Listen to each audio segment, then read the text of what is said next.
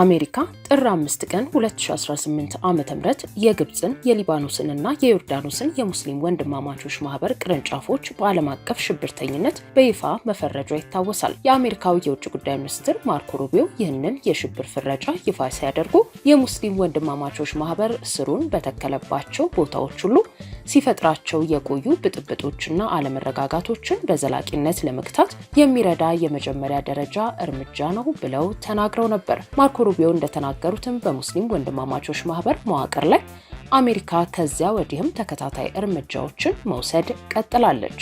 ሪፖርተርም የአሜሪካ የሽብርተኝነት ፍረጃና በቀጠናው የሚኖረው ጂኦፖለቲካዊ የኃይል አሰላለፍ በሚል ርዕስ ተከታዩን ዘገባ አሰናድቶላችኋል። አብራችሁን ቆዩ።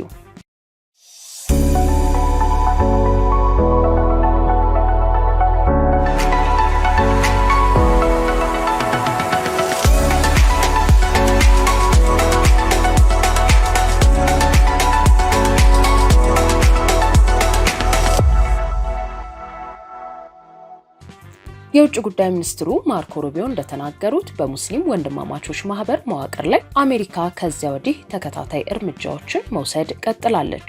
ከሰሞኑ ደግሞ መጋቢት 1 ቀን 2018 ዓ.ም አሜሪካ የሱዳኑን የሙስሊም ወንድማማቾች ማህበር በአሸባሪነት ፈርጀዋለች።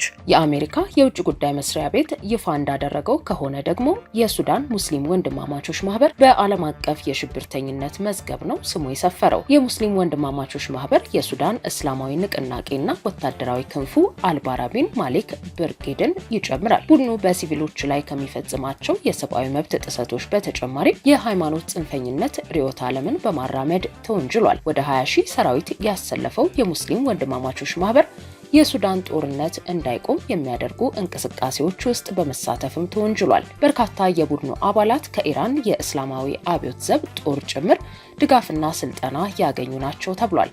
ቡድኑ በያዛቸው አካባቢዎች ሲቪሎች ላይ የጅምላ ግድያ በመፈጸም ጭምር ይከሰሳል። የአሜሪካ በሙስሊም ወንድማማቾች ላይ ጠንካራ ተከታታይ እርምጃ መውሰድን ራሷ ማህበሩ የበቀለባት ናት የምትባለዋ ግብጽን ጨምሮ ሳውዲ አረቢያ፣ የተባበሩት አረብ ኤምሬትስና ሌሎችም ሀገሮች በበጎ ሲቀበሉት ታይተዋል። ቡድኑ በሱዳን ጦርነት ከሱዳን ሰራዊት ጋር የተሰለፉ በርካታ እስላማዊ ኃይሎችን ያሰማራ በመሆኑ ፍረጃው በጦርነቱ ላይ ቀጥተኛ ተጽዕኖ እንደሚኖረው ተገምቷል። ይህ ደግሞ በሱዳን ጦርነትና በፖለቲካ ኃይል አሰላለፍ ላይ ብቻ ሳይሆን በአጠቃላይ በቀጠናው የሚኖረውን የጂኦፖለቲካ ኃይል አሰላለፍ ጭምር የሚቀይር ነው እየተባለም ነው። ሳውዲ፣ ግብጽና አጋሮቻቸው የሙስሊም ወንድማማቾች አብሮት የተሰለፈውን የሱዳን ጦርን ደግፈው ሲቆሙ የሱዳን ፈጥኖ ደራሽ ኃይልን ትደግፋለች የምትባለዋን የተባበሩት አረብ ኤምሬትስን አሸባሪ ትደግፋለች በሚል ሲከሱ ቆይተዋል። አረብ ኤምሬትስ በበኩሏ በሱዳን ጦር ጉያ የተሰገሰጉ የሃይማኖት ጽንፈኛ ቡድኖችን በዋናነት ሙስሊም ወንድማማቾችን የመሳሰሉ ቡድኖችን እንደምታዋጋ በተቃራኒው ስትሞግት ቆይታለች። ሳውዲ አረቢያ እንደ ግብጽ፣ ቱርክ፣ ኳታር፣ ሱዳን፣ ጅቡቲ፣ ኤርትራ፣ ሶማሊያና ፓኪስታን የመሳሰሉ ሀገሮችን በአንድ ቡድን አሰባስባ በአረብ ኤምሬትስ ላይ ከፍተኛ የዲፕሎማሲና የፖለቲካ ጫና ስታደርግ ቆይታለች። እንደ ጅቡቲና ሶማሊያ ያሉ ሀገሮች ደግሞ ከአረብ ኤምሬትስ ጋር ያላቸውን ግንኙነት እንዲበጥሱ በማድረግ ከአፍሪካ ቀንድና ከቀይ ባህር ተገፍታ እንድትወጣ የነሳውዲ ቡድን ከባድ ጫና ሲያደርግ መቆየቱም ይታወሳል።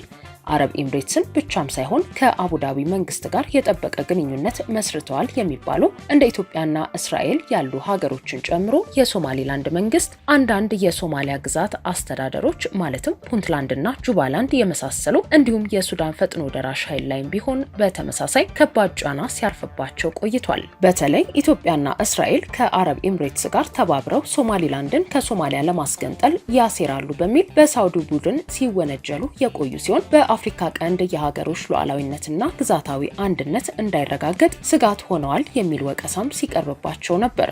በሱዳን ጦርነት ደግሞ ኢትዮጵያ ከአረብ ኤምሬትስ ጋር ተባብራ የሱዳን ፈጥኖ ደራሽ ኃይልን ትደግፋለች የሚል ውንጀላ የሳውዲ ቡድን የሚያቀርብ ሲሆን ሶማሊላንድና ፑንትላንድን የመሳሰሉ ወደቦች ደግሞ የጦር ቁሳቁስና ቅጥረኛ ወታደሮች ለሱዳን መሸጋገሪያ በር ሆነዋል የሚል ውንጀላም ሲሰማ ነበር። የነሳውዲ ቡድን የአፍሪካ ቀንድ ሀገሮችን በማሰባሰብ የባህር ኃይል ወታደራዊ ትርኢት ከማድረግ ጀምሮ የጦር ማህበር የመመስረት እንቅስቃሴ ሲያደርግም ቆይቷል። ግብጽ ከኤርትራና ከሶማሊያ ጋር ሆና የፈጠረችው የሶስትዮሽ ጸረ ኢትዮጵያ ግንባር እንደ ምሳሌም ይጠቀሳል። በተጨማሪም በሱዳን ጦርነት ቀጥተኛ ተሳትፎ በማድረግ በኢትዮጵያ ላይ ጫና ለማሳደር ስታሴር መታየቷም በጉልህ ይጠቀሳል።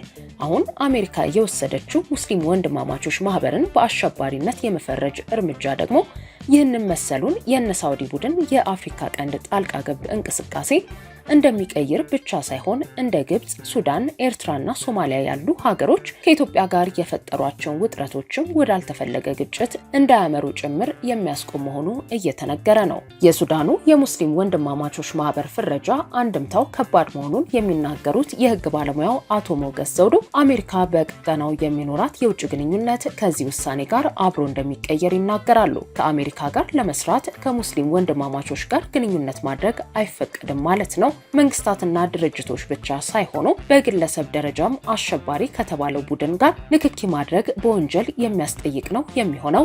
የአሜሪካ ውሳኔ ቀጠናዊ ሰልፎችን ይበትናል። ለምሳሌ ኦነግ ሸኔ፣ ፋኖና ህወሓት በሱዳን ተሰባሰቡ የሚሉ ሪፖርቶች ሲወጡ ነበር። የአሜሪካ ውሳኔ እዚያ ውስጥ ሽብልቅ ለመምታት የሚጠቅም ነው። አንዱን አሸባሪ ካልክ ከዚያ ጋር የሚገናኝ ኃይል በሙሉ ለመምታትና ለመበታተንም ይጠቅማል ማለት ነው። አሜሪካኖች ግን በጥድፊያ ወደዚህ ይገባሉ ብዬ አልገምትም። ነገር ግን ይህንን ጉዳይ ገፍተው የሚሄዱበት ከሆነ ከኢትዮጵያ ጋር በተገናኘ የሆነ ነገር መስማታችን አይቀርም በማለት ነው ያስረዱት። አቶ ሞገስ የአሜሪካ ውሳኔ ምን ውጤት እንደሚኖረው ሲያስረዱ የሚከተለውንም ይናገራሉ። ይህ የአሜሪካ ፍረጃ በተቃራኒው ተሰልፈው ጦርነት ላይ ያሉትን የሚጠቅም ነው። አንድ ቡድን በአሸባሪነት ተፈረጀ ማለት እንዲዳከም መንገድ ይጠርጋል። ከሱ ጋር የምታደርገውን ጦርነትም ህጋዊና ተቀባይነት ያለው ያደርግልሃል። በህግ ተጠቅሞ በጦር የሚፋለምን ኃይል ማዳከም እንደማለት ነው። ለዚህኛው ኃይል ደግሞ ህጋዊነትና ቅቡልነት ይሰጠዋል። ሌላኛው ደግሞ በአሸባሪነት የተፈረጀው ኃይል ተባብሮ ለማጥቃትም አመቺ እድል ይሰጣል። ማርኮ ሩቢዮ ከሰሞኑ ወደ ኢትዮጵያ ደውሎ ጠቅላይ ሚኒስትር አብይ አህመድን ያነጋገረው ከዚሁ ጋር በተገናኘ እንደሆነ እየተነገረ ነው። ጠቅላይ ሚኒስትሩ ወደ መካከለኛው ምስራቅ የሄዱበት ጉዞም የዚሁ ውጤት ሊሆን ይችላል። ስለዚህ አንድ ቡድን በሽብርተኝነት ሲፈረጅ ከዚያ ቡድን በተቃራኒው የቆሙ ኃይሎች ወደ አንድ የመሰብሰብና አብሮ የመስራት አጋጣሚ ይፈጥርላቸዋል በማለትም አብራርተዋል።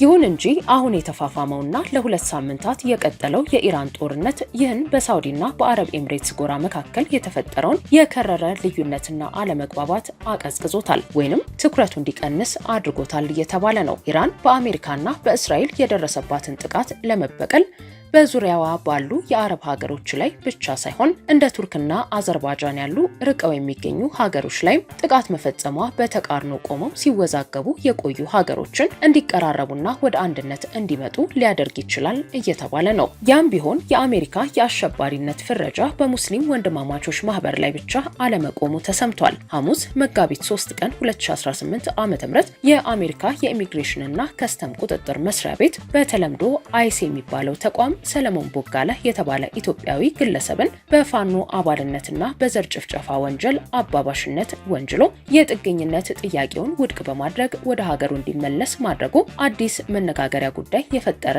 ሆኖ ነበር። ይህንን የአሜሪካ እርምጃ ተከትሎ በኢትዮጵያ የሚንቀሳቀሱ እንደ ፋኖ፣ ኦነግ ሸኔና የትግራይ ሰራዊት የመሳሰሉ ኃይሎች እጣ ፈንታ ልክ እንደ ሙስሊም ወንድማማቾች ማህበር በሽብር መፈረጅ ይሆናል የሚል ግምት እየተሰጠ ነው።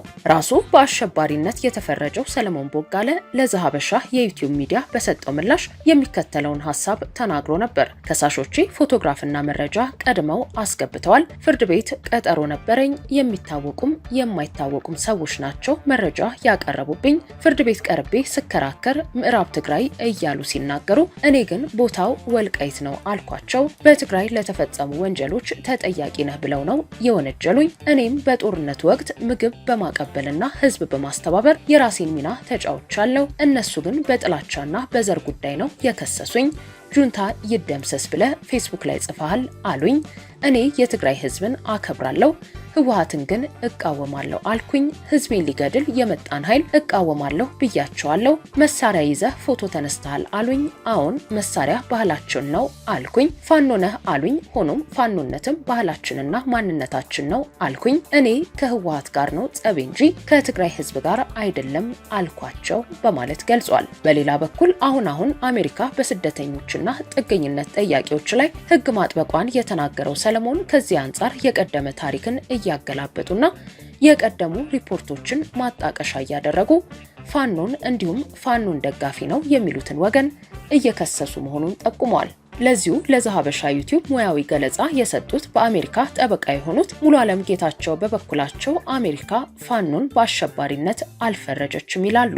በዚህ ደረጃ የተመደበ አካል አሸባሪ ተብሎ ይፈረጃል ማለት እንዳልሆነ ከዚህ ቀደም ኔልሰን ማንዴላን ጨምሮ እንደ ህወሓት ያሉ ቡድኖችን በዚህ ደረጃ ሲፈረጁ መቆየታቸውን አቶ ሙሉ ዓለም እንደ ምሳሌ ጠቅሰዋል። የሱዳን ሙስሊም ወንድማማቾች ቡድን ፍረጃና የኢትዮጵያዊው የጥገኝነት ጥያቄ ውድቅ መደረግ የሚገናኝ ነገር ሊኖረው እንደሚችል ነው አቶ ሞገስ ደግሞ የሚገምቱት። በአንድ ሳምንት ውስጥ ነው የሱዳን ሙስሊም ወንድማማቾች በሽብር መፈረጅ እንዲሁም የአቶ ሰለሞን ጥገኝነት ተነፍጎ የመባረር ውሳኔ የተሰማው። እኔ ሰዎች እንዴት እንደሚያዩት ባላውቅም ጉዳዩ የተነጣጠለ ወይንም በአጋጣሚ የተፈጠረ ክስተት አይመስለኝም። የመጀመሪያው በግልጽ ሙስሊም ወንድማማቾችን አሸባሪ ብሎ የሚፈርጅ ውሳኔ ነው።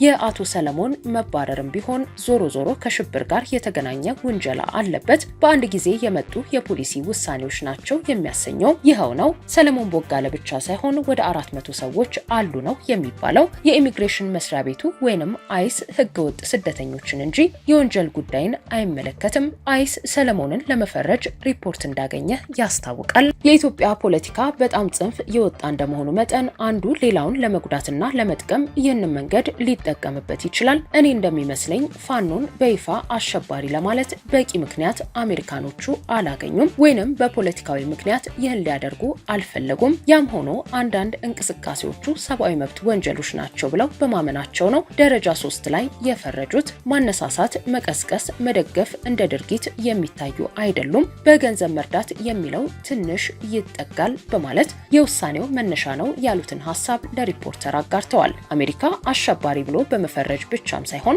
ከአሸባሪዎች ጋር በመደራደርና ሰጥቶ በመቀበል ትታወቃለች። ከዚህ ቀደም ከታሊባን ጋር ተደራድራለች። ከሶሪያው መሪ ጋርም ተቃቅፋለች። አልሸባብን በመደራደርና ልክ እንደ ታሊባን ስልጣን በመስጠት በሶማሊያ ሰላም መመለስ ይቻላል የሚል አቋምም ስታራምድ ነበር። የአሁኑን ውሳኔዋን እስከየት ይዛው ትቀጥላለች የሚለው ጉዳይ የብዙዎች ጥያቄ ነው።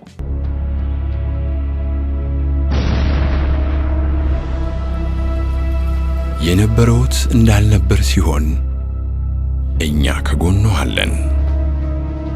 ክፉም በሩቅ ያርገው እንጂ ሕይወት ንብረቱ አደጋ ላይ ቢወድቅ ፈጥነን እንደርስልዎታለን። ሐዘኖን በደስታ ትካዜውን በፈገግታ ለመቀየር ሁሌም ዝግጁ ነን።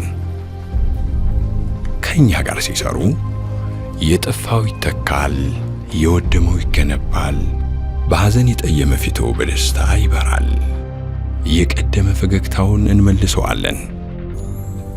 አዋሽ ኢንሹራንስ።